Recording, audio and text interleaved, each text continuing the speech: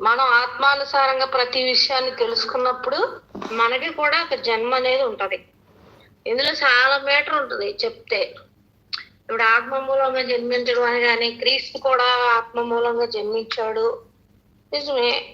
ఆయన డైరెక్ట్ గా శరీరంలోకి తల్లిదండ్రులు కలయిక ద్వారా రాలేదు. ఎలా వచ్చాడు?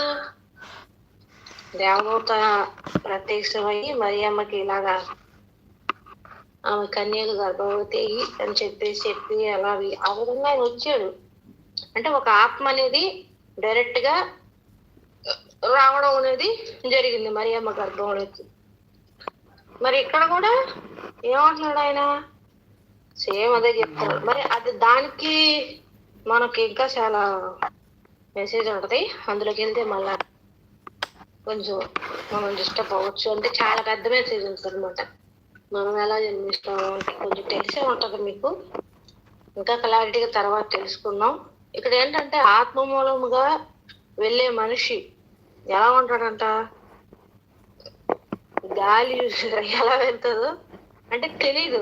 దాని శబ్దం మాత్రమే వినిపిస్తుంది కానీ ఎటు నుంచి వస్తుందో ఎటు వెళ్తుందో తెలియదు. అలాగే క్రీస్తు కూడా వెళ్ళిపోతూ ఉంటాడు అనమాట. ఎప్పుడు ఏ పని చేస్తాడో, ఎప్పుడు ఏ క్షణంలో ఏ ఊరు వెళ్తాడో తెలియదు మనిషికి. అందుకే అక్కడ ఆయన శిష్యులు అడిగినా కానీ కొన్ని సందర్భాలలో వాళ్ళు చెప్తూ ఉంటారు, ఆయన వేసిన ప్లాన్ ప్రకారం ఈయన వెళ్ళడు.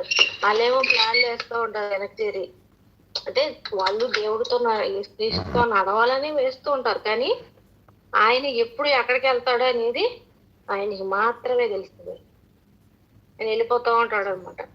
అలా ఆయనకి ఎక్కడైతే ఎవరికైతే అవసరతలు ఉన్నాయో, ఏ ప్రదేశానికి వెళ్ళాలో ఆ ప్రదేశానికి ఎలా వెళ్ళిపోతూ ఉంటాడు ఆయన. ఎందుకంటే దేవుడికి తెలియనిది ఏమన్నా ఉంటదంటే ఏమి ఉండదు.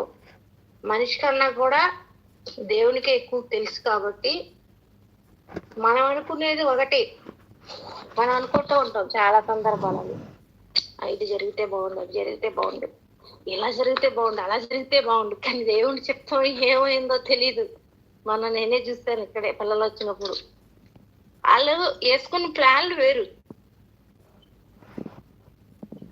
క్లారిటీగా అనిపిస్తున్నాం నా వయసు వినిపిస్తుంది. వాళ్ళు వేసుకున్న ప్లాన్లు వేరు అనమాట. జరిగింది ఏంటంటే దేవుడు చెప్తాం, ఆయన చెప్తాం ఏమన్నది అది జరిగింది. అక్కడ వాళ్ళు వేసిన ప్లాన్ల ప్రకారంగా అసలు జరగలేదు.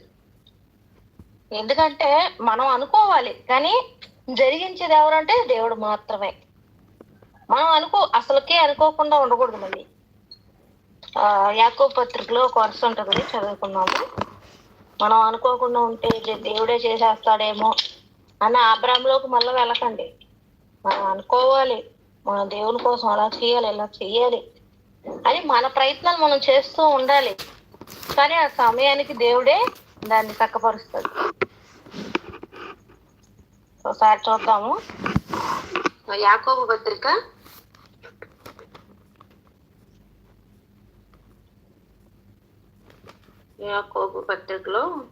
3.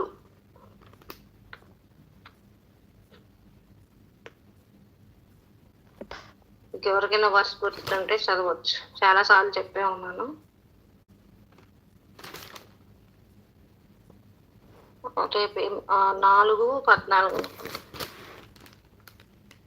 రేపేమి సంభవించిన మీకు తెలియదు.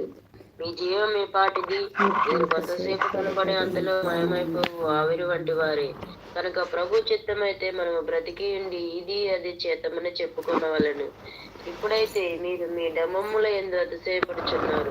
ఇటు అతిశయమంతే చెడ్డది. కాబట్టి మేలైనది చేయనిరిగి అలాగూ చేయని వానికి పాపము కలుగును. చాలమ్మా. ఇక్కడ ఒక వర్షం ఆలోచిస్తే కనుక అక్కడ ఏమంటున్నాడంటే, ప్రభు చిత్తం అయితే మనం బ్రతికి ఉండి అది ఇది చెయ్యవాలని మనం చెప్పుకోవాలి. మనం బ్రతికే ఉన్నాం కదా, ఈ లోకంలో ఇంకా ఉన్నాం కదా. అయితే మనం ఏం చేయాలంట? దేవుని కోసం మనం ఏం చేయాలని ప్లాన్లు అయితే మనం వేసుకోవాలి, కానీ ఎలా చేయాలి, ఏం చేయాలి అనేది ఆ సమయానికి ఆయనే